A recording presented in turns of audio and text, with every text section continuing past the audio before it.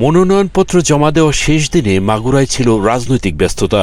এদিন রিটার্নিং কর্মকর্তার কার্যালয়ে একযোগে মনোনয়ন জমা দেন বিএনপি, জামায়াত সহ বিভিন্ন রাজনৈতিক দলের প্রার্থীরা।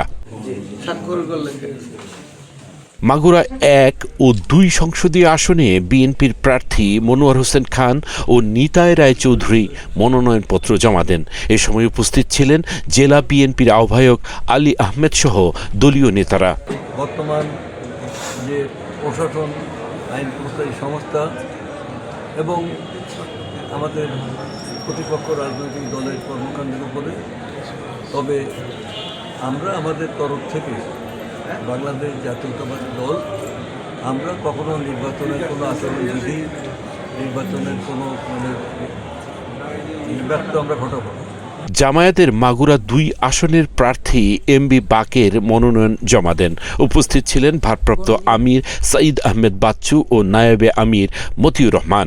চূড়ান্ত নমিনেশন পেয়ে আজকে আমি মনোনয়নপত্র জমা দিলাম। তো আমি পরিবেশ খুব আলহামদুলিল্লাহ ভালো দেখছি এবং আমি আশা করছি যে জাতি দীর্ঘদিন পরে যে ভোট দিতে পারে নাই, আজকে দীর্ঘদিন পরে ঈদের আনন্দ নিয়ে এটা উৎসবমুখর পরিবেশে ভোট দেবে ইনশাআল্লাহ। এছাড়া মনোনয়নপত্র জমা দেন বাসদের শম্পা বসু, গণ অধিকার ফোরামের খলিলুর রহমান এবং বাংলাদেশ কংগ্রেসের কাজী রেজাউল হোসেন। মনোনয়ন জমার মধ্য দিয়ে মাগুরায় শুরু হলো নির্বাচনী লড়াইয়ের আনুষ্ঠানিক পর্ব। আল মাসুদ নয়ন, নাগরিক প্রতিদিন।